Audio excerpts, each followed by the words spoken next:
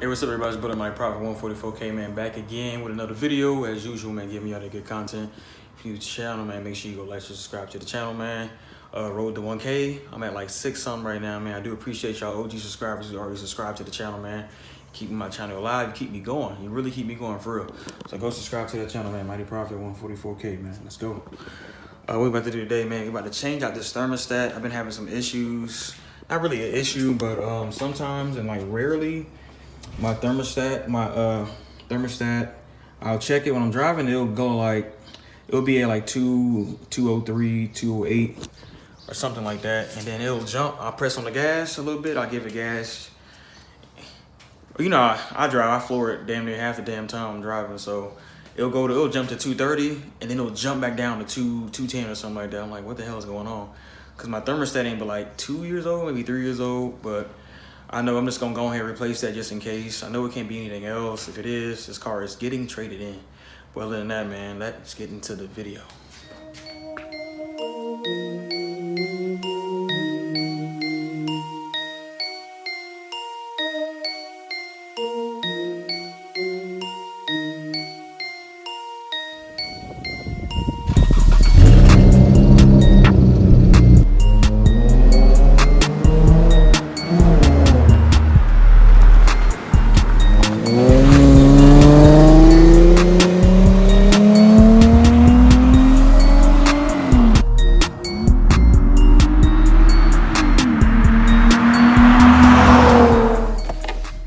So all you're gonna really need is a screwdriver, a 10mm hex socket, and a wrench or vice grips, we wanna call it. Obviously your part.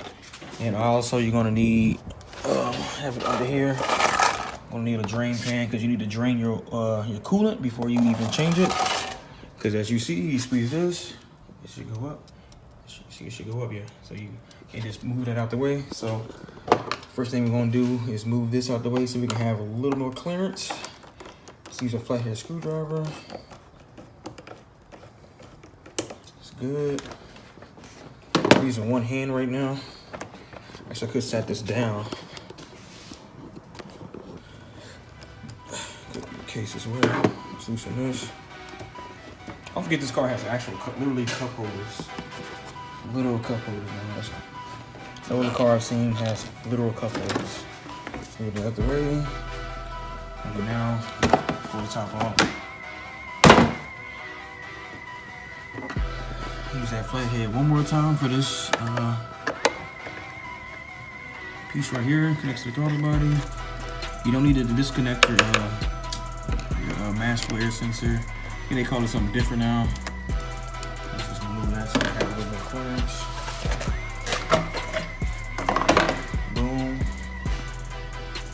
So what we're gonna do is try to locate the drain valve, and it has a little hole under it.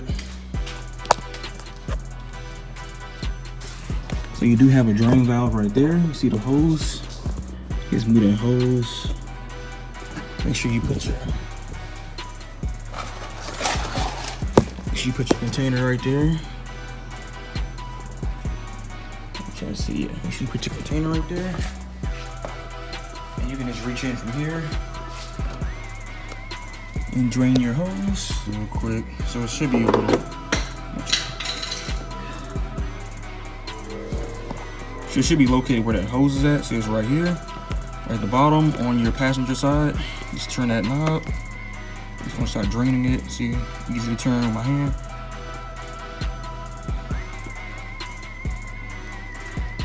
And you don't got to take it all the way off. Just let it drain.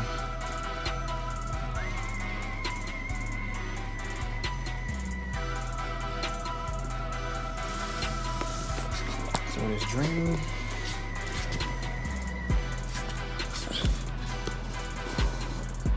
See it's draining. And if your coolant is old, go ahead and replace it if you're doing this job. So before you even start this job, get some Mopar coolant, or you can use this Prestone coolant that I use. I'll show y'all real quick. This is safe for the car as well. This is recommended also from actual Mopar. You use this Prestone coolant. It's like top tier. It has that Hope, I think it's Hope, H-O-A-T, Hope 3 or something like that.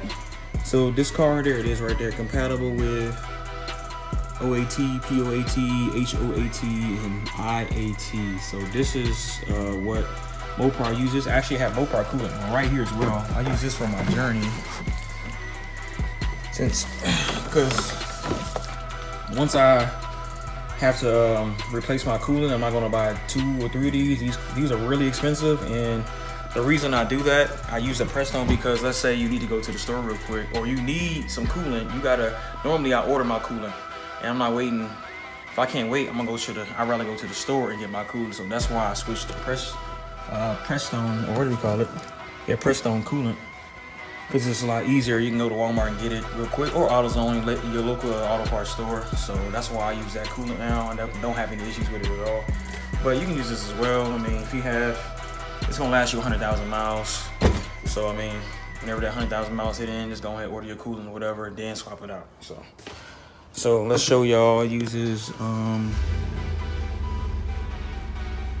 yeah, Hope Type 3. That's what it is. HOA Type 3. So it's all the same stuff, man. You can actually use water as well if you want to, but for the winter time, make sure you switch back to Mopar coolant or Prestone as well. Just giving y'all a heads up on that stuff, man. It's all the same stuff, really, in my opinion. They just charge you for the brand. And yeah, this is for Mopar, any Fiat, Mopar, Chrysler, Dodge, Jeep, SRT. So yeah, man. Last 10 years, let's say. So I recommend, the coolant says it lasts 10 years, but I recommend every 5 years or so, replace your coolant every 5 years or so, because you just never know. But if it says 10 years, use 10 years. If not, I mean, once again, I recommend the 5 years. So we just waiting for it to drain, then we finna pull everything out, and then we'll start the next one.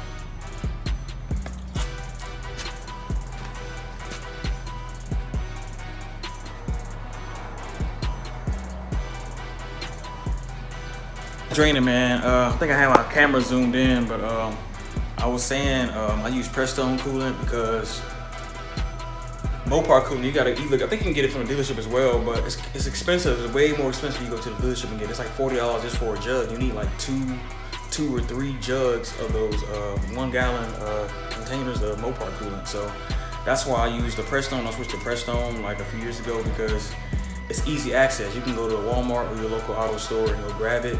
It's the same HOAT Hope coolant, Hope 3 that Mopar uses. So just use that. It's recommended. You can see it on all the Dodge Charger forums and everything like that. So I've been switched to that.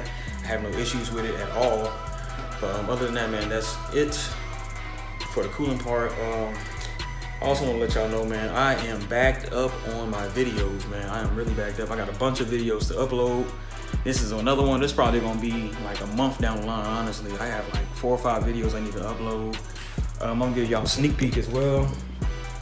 I put this on here like a month ago. I gotta upload this as well. It's just been a minute. I've been like traveling and stuff, so I ain't really had time to upload my videos. Be on the lookout for my video. I'm uploading it today. Friday, what is it? Sunday, May 9th, I think, or whatever day it is. Sunday, May 9th. I can have my video uploading, what is it called? Service engine. I fixed my service engine light, and then it's just showing you how to get to your center console as well. So, other than that, man, that's it. I'm gonna show y'all the rest of it. Tune back in, man.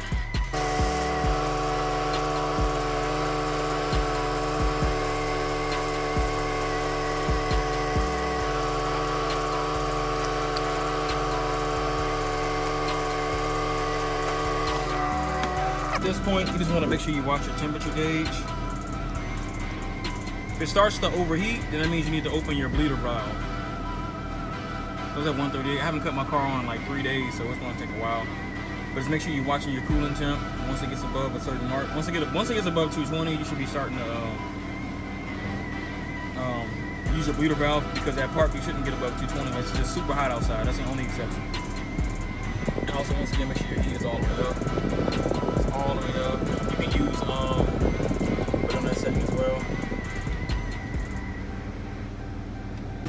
So when it actually kicks in, you're actually going to see the heater core push out the coolant that's in the heater core to here.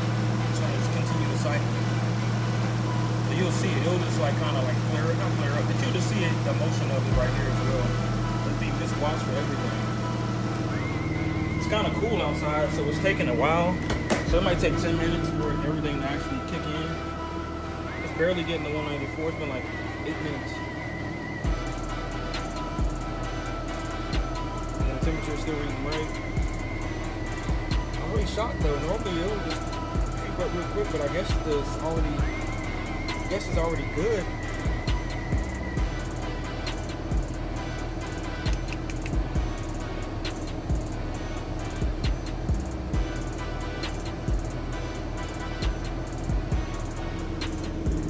Temperature again. It's at barely at 199. It's taking a while. Once again, everything's already put together, so I mean it's a 5-minute job. All in total, this is where we put the thermostat in. As you know me, man, I'm gonna put what they would charge for you just to change the thermostat in there, and that is right there in front of the hood. So you need 3 tools. If 3 tools, use the tools that you have at your house. Like I say, once again, when you have those tools, that's an investment. So you never had to buy those tools again. So if you already had tools, all you needed was a part. My part was 20 bucks. That was literally it. And you change the part out, that's it. You didn't pay for no labor. You didn't have to wait on nobody to do it. You could do it any time of the day of your free time. So finally, it's getting to 203, 201. Once it gets above 203, it should kick in. It is hot as hell in this damn car, man. But this is the recommended way of doing it. Normally, I used to do it the old way, a different way. I used to just kick on the AC and then everything would, you know what I'm saying? I do it that way. You can do it, that's the way I used to do it, but I just do it the heat way. It's no difference really in my opinion, but that's the way I do it. That's what mechanics recommend, so I just do that as well. See, now it's at 203, so anything above 203, you should hear everything kick on. You'll see it trying to cool down. So if it kicks on above 203 and it goes to 205 or 210 or something like that, if it doesn't cool down and it keeps climbing, that's when you go to your bleeder screw. So that's when you go to your bleeder screw and untwist that, and you'll hear air seep out a little bit. If it's just coolant coming out, you're good, cut your car off, or you can go drive it up to make sure it's good. But me, I cut the car off and that's it. I know I'm good because it's not seeping out any air. It's only seeping out coolant. That means everything has been bled. It's good.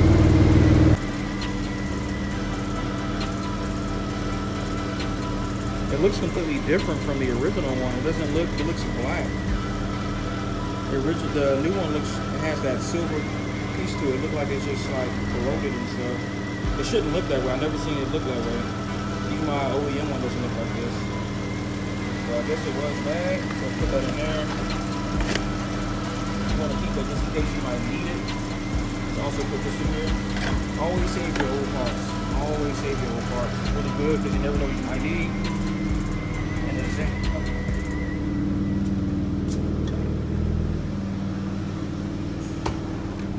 Let's keep watching that temperature gauge. It's at 152 now.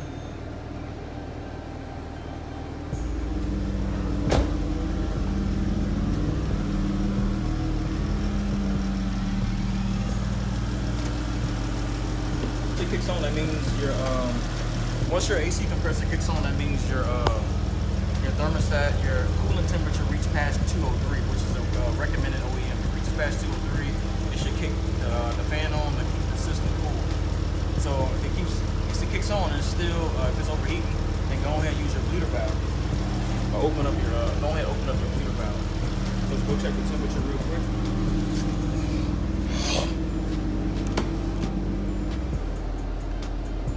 Only at 161.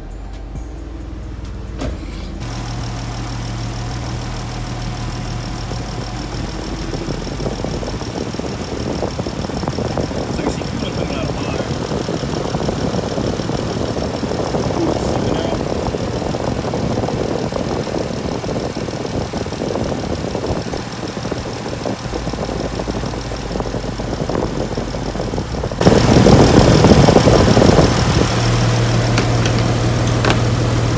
And once again, you want to get it to normal operating temperature. So the Dodge Charger normally sits between, I think 198 or 200, between 200 and 215. So make sure you get it built to that range, and then start mainly start checking it as often as possible.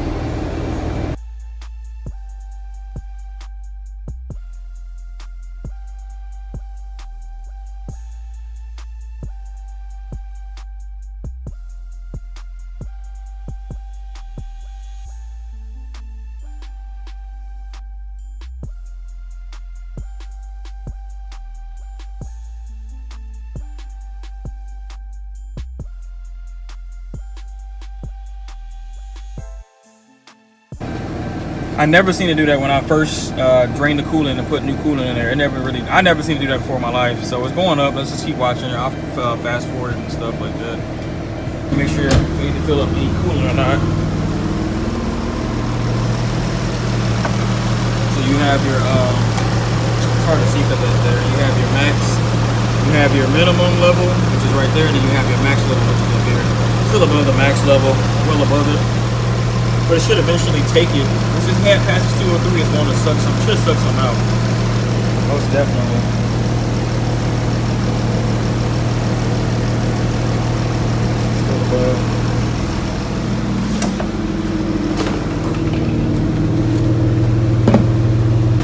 So when it actually kicks in, you're actually going to see the heater core push out the coolant that's in the heater core to here. It's going to just continue to cycle. You'll see it. It'll just like kind of like flare up, not flare up, but you'll just see it, the motion of it right here as well. Just watch for everything. It's kind of cool outside, so it's taking a while. So it might take 10 minutes for everything to actually kick in. It's barely getting to 194. It's been like 8 minutes. And the temperature is still reading right. I'm really shocked though. Normally it will just creep up real quick, but I guess it's already good.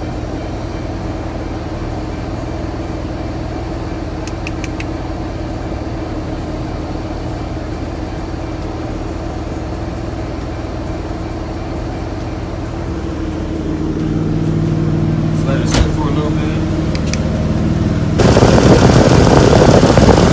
Still leaking out regular coolant, so that's a really good sign.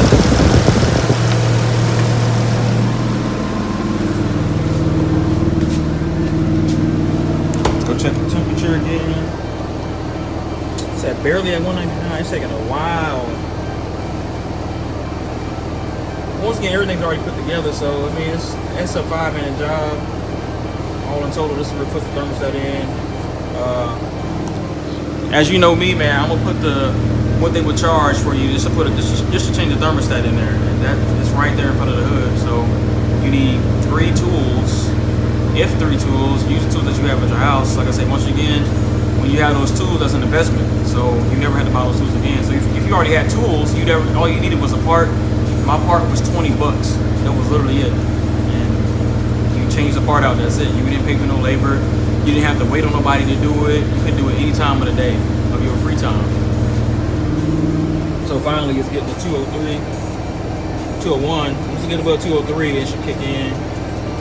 It is hot as hell in this damn car, man. But this is the recommended way of doing it. Normally, I used to do it the old way, a different way. I used to just kick on the AC and then everything would, you know what I'm saying? I do it that way. You can do it, that's the way I used to do it, but I just do it the heat way. It's no difference really in my opinion, but that's the way I do it. That's what mechanics recommend, so I just do that as well. See, now it's at 203, so anything above 203, you should hear everything kick on. You'll see it trying to cool down. So if it kicks on above 203 and it goes to 205 or 210 or something like that, if it doesn't cool down and it keeps climbing, that's when you go to your bleeder screw. So that's when you go to your bleeder screw and untwist that, and you'll hear air seep out a little bit. If it's just coolant coming out, you're good, cut your car off, or you can go drive it well to make sure it's good. But me, I cut the car off and that's it. I know I'm good because it's not seeping out any air. It's only seeping out coolant. That means everything has been bled. It's good. So we're still sitting at 203. If it gets above 203, the compressor will definitely kick on. And also, once again, you can rev it to 2,000 RPMs, between 2,000 RPMs and 3,000 RPMs. and it'll heat it up a little more. So let's actually do that.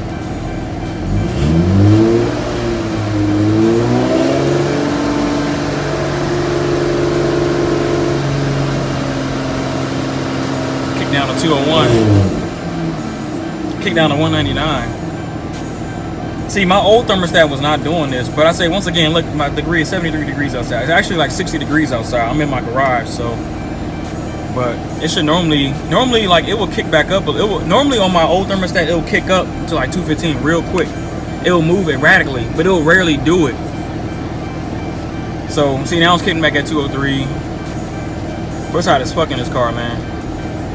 It haven't gotten above 203 yet. It's climbing real slow. So let's say for instance that you really had a lot of air in your system. It will climb a lot faster than that, and you would have to go bleed your system immediately. But mine is going slow as possible, which is crazy. Like normally I had to, last time I did it, which was like 3 years ago, I had to really bleed my system. Because I'm trying to put the link in I'm trying to put the link in this video up here. But the last time I did it, I thought my head gasket or something was bad, and I was like, oh, just it was really literally just the oil cooling housing. That's what was bad. It kept leaking coolant. So I thought it was my thermostat. I thought it was other things.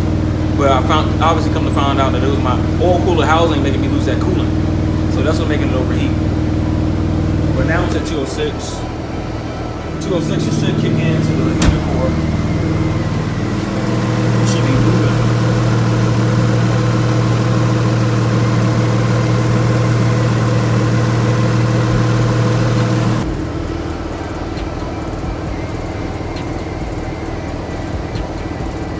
Above 203. Once it gets above 203, it's supposed to cut on.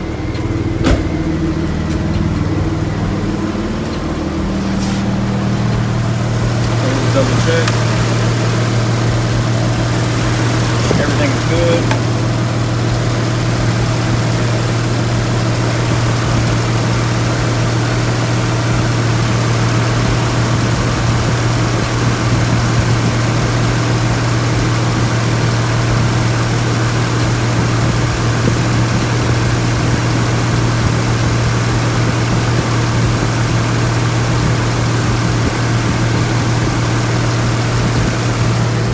So no air is seeping out, man. So it's good to go.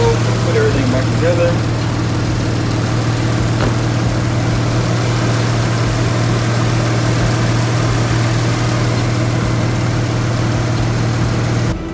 If it wanted to overheat, it would overheat already, but it's steady at 204. It's not going up, it's not going down. But just to be sure, you can press on the gas once again. Put it between 2,000 and 3,000 RPM.